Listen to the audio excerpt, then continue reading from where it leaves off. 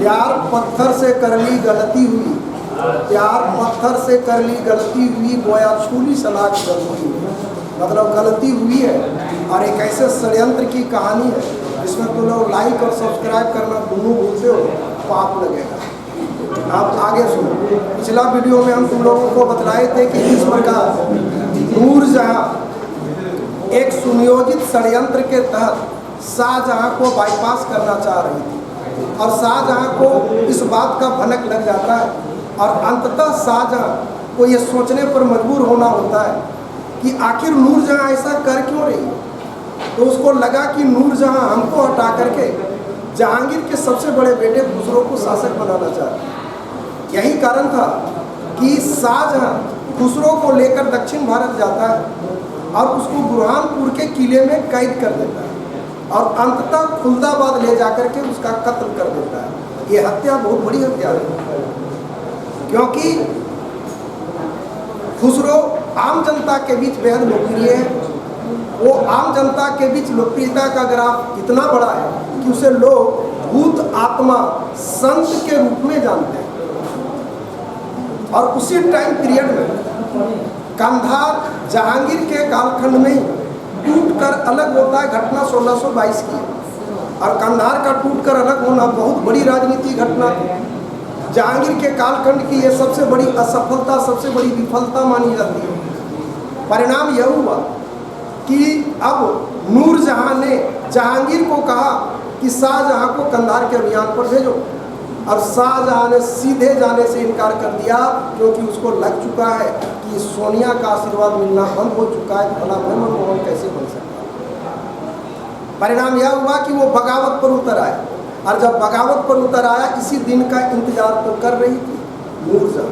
तब नूरजहां ने जहांगीर के तीसरे बेटे परवेज को अपने गुट में मिलाया और अब परवेज को लगने लगा कि मेरे अच्छे दिन आ गए, अब सत्ता में जाने से हमको कोई रोक नहीं सकता। परिणाम यह हुआ कि नूरजहां ने टास्क दिया परवेज को कि जाओ शाहजहां के बगावत को कमज़ोर करो। और वही शाहजहां के बगावत को कमज़ोर करने के लिए परवेज निकलता है, लेकिन परवेज के पास अपनी कोई ताकत नहीं है। परवेज की पूरी ताकत जो है वो महावत खां के पास है। वो महावत खां के सपोर्ट से निकलता है और अंततः शाहजहां को पकड़ करके जहांगीर के पास लाता है। जहांगीर ने उसे कोई कठिन सजा नहीं दी। लोगों को उम्मीद थी कि संभवतः बड़ी सजा देगा, क्रूर सजा देगा, क्योंकि इसने ही खुसरो को कभी अंधा किया था। लेकिन उसने ऐसा नहीं करके बड़ा आत्मिक चोट पहुंचाया। उसने शाहजहां के बेटे दारा शिकोह को और औरंगजेब को जहांगीर ने अपने पास बंधक रख लिया और कह दिया कि बेटा अगर तुम उड़ा तो ये तोरे दोनों विकेट उड़े। शाहजहां अब नेपथ्य से बाहर है। शाहजहां को भी एहसास हो चुका है कि सत्ता के रेस से हम बाहर हैं। अब सत्ता का उम्मीद परवेज देख रहा है और नूरजहां के पास फिर बेचैनी आ गई, क्योंकि दिल्ली के तख्त पर एक ऐसे व्यक्ति को देखना चाहती थी जिसके पास अपना दिमाग ना हो, जो कोई सेल्फ डिसीजन लेने की क्षमता नहीं रखता।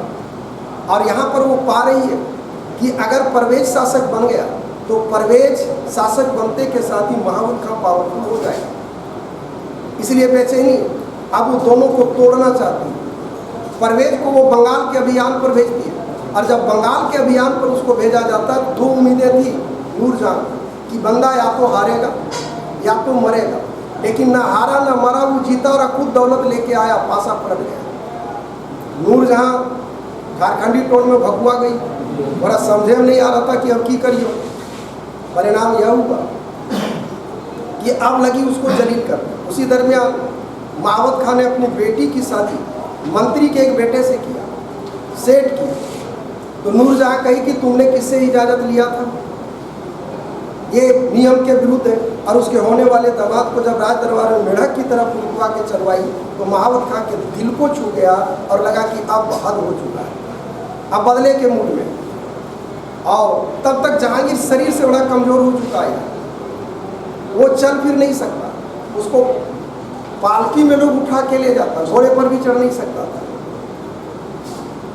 गर्मी का टाइम था, उसको कश्मीर जाना था ताकि गर्मी बीत जाए तो सर्दी से पहले वापस आ जाए। और इसी दरमियान जो महावत खां है झेलम नदी के तट पर घात लगा के बैठा है, और जैसे ही जहांगीर और नूरजहां वहाँ पहुँचता है, महावत खां घेर लेता है, दोनों को गिरफ्तार कर लेता है। अब हो गया कैद में है बुलबुल। अब नूरजहां छटपटा तो रही थी अंदर से, लेकिन चाह करके भी कुछ कर नहीं रही थी, कर भी नहीं सकती थी। वो दाव चलती है बड़ा तगड़ा, बड़ा सातिराना अंदाज की महिला थी, यार राजनीतिक दिल दिमाग। वो महावत का भी वफादार इंसान था, वो बार बार अपनी आस्था प्रकट करता जहांगीर के प्रति, और नूरजहां आशा के विपरीत बात कर रही थी। वो बार बार महावत खां को कह रही थी कि महावत खां तूने बड़ा बेहतरीन काम किया जो हमको तुम कैद कर लिया, क्योंकि अब हम अपना जीवन अपने लिए जी रहे हैं, हमको कोई राजकाज का बोझ नहीं है, मैं उन्मुक्त हूँ, मैं मदमस्त हूँ, मैं खुश हूँ। अब महावत खां को उल्टा लगने लगा कि ये हो क्या रहा है, हम सोचे क्या थे और हो क्या रहा है। और उधर जहांगीर का शरीर दिन प्रतिदिन गिरता जा रहा है। इसी दरमियान नूरजहां ये कहना शुरू करती है महावत खां को कि जहांगीर अब मरे तब मरे, ही मरेगा जरूर, और इसकी अंतिम इच्छा है कि एक बार सेना का सैल्यूट ले। और भाई सेना का सैल्यूट दिलाने के लिए ले जाती है, ले जाता है कौन? महावत खां। किसके कहे पर? तो नूरजहां के कहे। यही गलती महावत खां ने किया। यारा, नूरजहां का मतलब है कि हम पंछी उन्मुक्त गगन के पिंजरबद्ध में गा पाएंगे। परिणाम यह हुआ कि जैसे वो ले जाता है सेना का सैल्यूट के लिए, तमाम लोगों ने घेर लिया और दोनों को आज़ाद करा दिया। अब महावत खां के चंगुल से मुक्त है। अब घटनाक्रम ये मोड़ लेता है कि जहांगीर कश्मीर चला तो जाता है, लाहौर चला जाता है, लेकिन फिर उसको सर्दियों के बाद वापसी के क्रम में थकान के कारण, वर्ड दिमाग में रखना, थकान के कारण भीमवर के पास जहांगीर की मृत्यु हो जाती है। यही कारण है कि उसका कब्रगाह दिल्ली में या आगरा में नहीं है, शरीर को लाया नहीं जा सकता था, इसलिए लाहौर के शहादरा में उसको दफन तो कर दिया गया। लेकिन नूरजहां जो अपना ओरिजिनल चाल चलती है वो यही चल रही है। नूरजहां ने जहांगीर के सबसे छोटे निकम्मे, शरीर से कमज़ोर, दिमाग से पैदल जो बेटा था उसका नाम शहरयार था, और उसी शहरयार की से अपनी बेटी लाडली बेगम की शादी नूरजहां ने करवा दी। मतलब नूरजहां की बेटी और जहांगीर का बेटा। और जैसा कि पिछले वीडियो में तुम लोग देखा होगा कि शाहजहां की शादी नूरजहां के भाई आसफ खां की बेटी मुमताज़ से होगी। ध्यान रखना, नूरजहां और आसफ खां भाई बहन है, सहोदर, और आसफ खां का दामाद है शाहजहां और नूरजहां का दामाद है शहरयार। दोनों ने अपने अपने जगह पर, दोनों ने अपने अपने दामाद को, एक ने लाहौर से तो एक ने दिल्ली से, दोनों ने अपने अपने दामाद को भावी उत्तराधिकारी की घोषणा कर दी। घोषणा किया जा चुका है, दोनों बैकफुट में आने को तैयार नहीं है। नूरजहां को लग रहा है मेरा पल्ला भारी है, और शाहजहां कुछ और आसफ खां को लग रहा है कि मेरा पल्ला भारी है। आसफ खां का पल्ला कमज़ोर था क्योंकि शाहजहां उस वक्त दक्षिण भारत में था। दिल्ली के तख्त पर ऐसा ही एक कालखंड था जहाँ पर दो दो राजकुमार शासक के रेस में नहीं थे, दोनों शासक थे, क्योंकि दोनों की घोषणाएं की जा चुकी है सत्ता की इस कड़ी में। और इस रेस की परिभाषा क्या होगी वो नेक्स्ट एपिसोड में तुम लोगों को बताएंगे कि कैसे और क्या आसफ खां चाल चलता है और नूरजहां कैसे बैकफुट पर आती है। तो ये थी खबरें आज तक।